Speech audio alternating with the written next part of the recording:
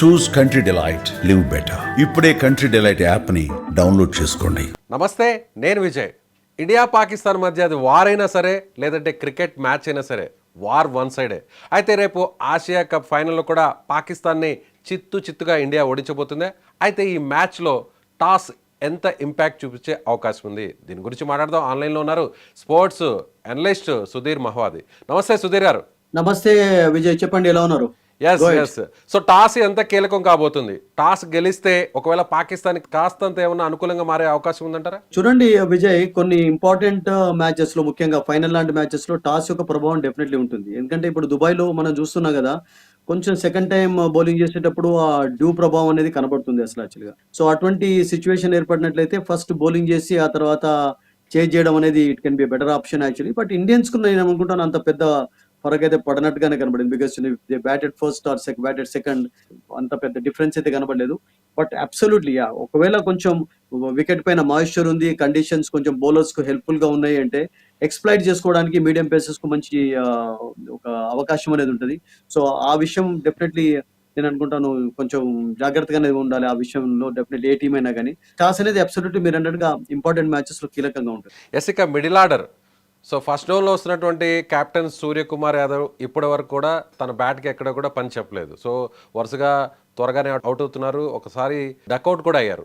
అయితే ఇప్పుడు సూర్యకుమార్ యాదవ్ ఫామ్లో లేడు కాబట్టి సో దానికి సంబంధించినటువంటి ఆ భారం అంతా కూడా ఎవరి మీద పడే అవకాశం ఉంది? మ్యాచ్ నుంచి చూసుకున్నట్లయితే విజయ్, ఫస్ట్ మ్యాచ్ లో అంత పెద్ద స్కోర్ చేంజ్ చేయలేదు. ఇండియా 57 ఆల్అౌట్ చేసి 60 రన్స్ స్కోర్ చేశారు, 1 వికెట్ గోల్ పై. అంత ఆడిన మ్యాచ్ లో కూడా 130 పెద్ద టోటల్ ఏం కాదు. అండ్ అప్పుడు అభిషేక్ శర్మ చక్కగా ఆడడం, ఓపెనర్స్ చక్కగా మనం ఒక టాపిక్ గా అనుకున్నాం. ఓపెనర్స్ ఎప్పుడైతే మీకు మంచి స్టార్ట్ ఇస్తారో మీకు మిడిల్ ఆర్డర్ పైన ప్రెషర్ అనేది ఉండదు. బట్ ప్రెషర్ ఉన్నప్పుడు మీరు అన్నట్టుగా రాణించినటువంటి ఎగ్జాంపుల్స్ చాలా ఉన్నాయి.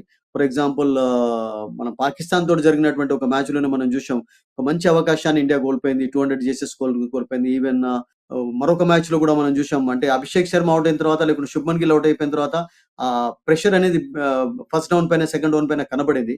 సో ఇప్పటి వరకు నేనేమనుకుంటానంటే have they really been tested actually. ఎందుకంటే మీకు ఓపెనర్స్ 10 ఓవర్స్ వరకు ఆడుతున్నారు, 14 ఓవర్స్ వరకు ఆడుతున్నారు, మిగతా ఛాన్సెస్ రావటం లేదనేది కూడా ఒకటి క్లియర్ గా మీకు విండో కనబడింది. బట్ మీరు అన్నట్టుగా విజయ్, అవకాశం వచ్చినప్పుడు Suryakumar Yadav of course is a big match player. General గా బిగ్ మ్యాచెస్ లో చాలా చక్కగా ఆడుతుంటాడు. కెప్టెన్సీ నాకైతే చూడలేదు, but you never know actually. Tomorrow if others fail he might click actually, because is a fantastic cricketer actually. Is a very good player and pressure situations లో చాలా అద్భుతంగా ఆడుతుంటాడు. But he has led the team well actually. Important thing ఏంటంటే మంచి captaincy చేస్తున్నాడు, team win అవుతూ వచ్చింది, ఇప్పటి వరకు అయితే ఓడిపోలేదు అసలు యాక్చువల్ గా.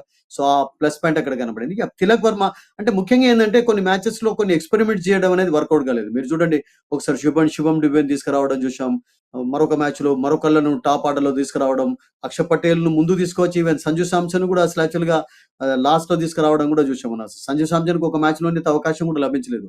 సో అలా కాకుండా నేనేమనుకుంటానంటే Indians can stick to one particular this thing. ఎలా అయినా మీకు అభిషేక్ శర్మ, శుభ్మన్ గిల్ ఆడుతుంటారు, first down Suryakumar is better. Or లేకుంటే ఫర్ ఎగ్జాంపుల్ ఏదైనా పించ్ హిట్టర్ కావాలి అంటే మీకు కొంచెం స్కోర్ పెంచడానికి, అప్పుడు you can think of bringing somebody in actually. So pinch hitter గా కూడా నేను అనుకుంటాను సంజు శాంసన్ ఉపయోగపడతాడు మీకు. సంజు శాంసన్ చాలా డౌన్ లో కాకుండా ఒకవేళ అతన్ని మీరు ఉపయోగించుకోవాలంటే టాప్ ఆర్డర్ లో ఉపయోగించుకోవచ్చు. ఆ ఆప్షన్ మీకు ఎప్పుడైనా ఉంటుంది.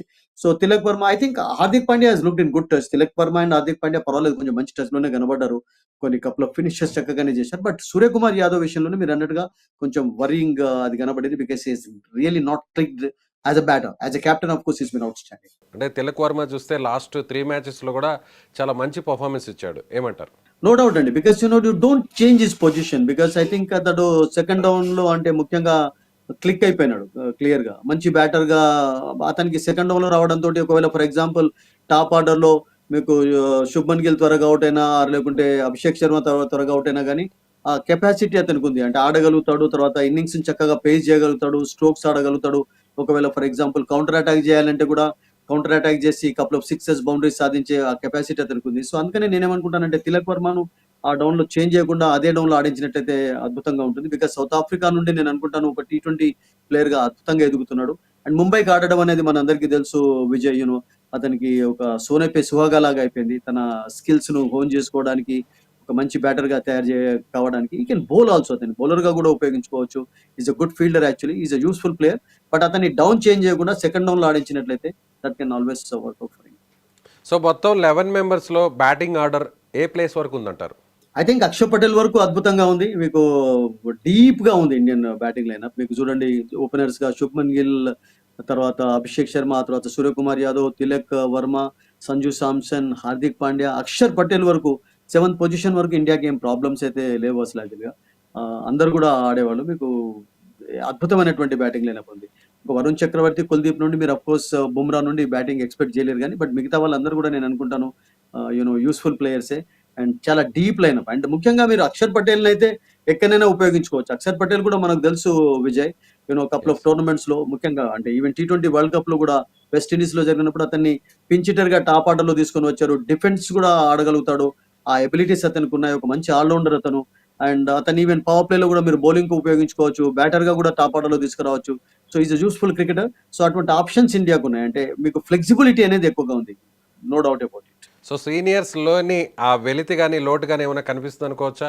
విరాట్ కోహ్లీ, రోహిత్ శర్మ, అజయ్ ఐ జడేజా ఐ వీళ్ళందరూ కూడా. I I don't think so Vijay. ఎందుకంటే మనకి ఇంగ్లాండ్ సిరీస్‌లో కూడా అంత పెద్ద వాళ్ళు లేని ప్రభావం కనబడలేదు. ఈవెన్ బుమ్రా లేనప్పుడు టెస్ట్ మ్యాచ్ గెలిచాను. సెకండ్ టెస్ట్ మ్యాచ్ గెలిచినప్పుడు Bumrah was not in the team actually. So అతను లేకుండా కూడా టెస్ట్ మ్యాచ్ గెలిచారు.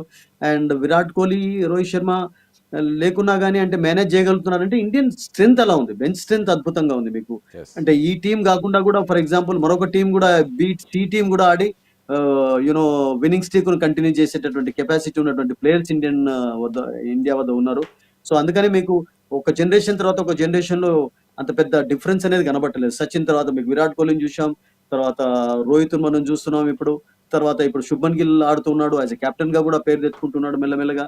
So there are so many players ready to అంటే దాన్ని ఏమంటారు నాకింగ్ ఎట్ ద డోర్ అంటాం కదా! అలా ఉన్నారు. ఇప్పుడు యశస్వి జైస్వాల్ లాంటి ఒక మంచి క్రికెటర్‌కు ఛాన్స్ లేదంటే ఇమాజిన్ చేయండి. ఎంత యెస్. అద్భుతమైనటువంటి బెంచ్ స్ట్రెంత్ ఉంది ఇండియా వద్ద. సో ఐ డోంట్ థింక్ ఆ ప్రభావం ఎక్కువగానైతే కనపడలేదు. బికాస్ మర్చిపోవాలి ఇప్పుడు విరాట్ కోహ్లీ, రోహిత్ శర్మ దాదాపుగా నేను అనుకుంటాను 1 ఇయర్ అయిపోయింది. Last time they played in టీ20 వాస్ వెస్ట్ ఇండీస్‌లో ఆడారు. ఆ తర్వాత రిటైర్మెంట్ అనౌన్స్ చేశారు. సరైనటువంటి సమయంలో అనౌన్స్ చేశారు. Because they knew that bunch of players ఉన్నారు. వాళ్ళు ముందుకు వెళ్ళే ప్లేయర్స్ అని చెప్పి వాళ్ళు రియలైజ్ కావడం అనేది కూడా that was good gesture actually on their part actually. And ఈ టీమ్ నేను అనుకుంటాను చాలా అద్భుతంగా ఉంది. And maybe couple of changes కావచ్చు టీ20 వరల్డ్ కప్‌కు. బట్ బెంచ్ స్ట్రెంత్‌లో చాలా మంది ప్లేయర్స్ ఉన్నారు ఇండియా వద్ద. No doubt about it. Right. Thank you so much Sudheer garu. ఇది స్పోర్ట్స్ అనలిస్ట్ సుధీర్ చెప్తున్నట్టుగా ఖచ్చితంగా ఇండియాకి చాలా ఆప్షన్స్ ఉన్నాయి. ముఖ్యంగా ఒకవేళ ఓపెనింగ్ బ్యాట్స్మెన్ ఫెయిల్ అయితే ఖచ్చితంగా స్కై ఫామ్లోకి రావాల్సినటువంటి అవసరం ఉంది.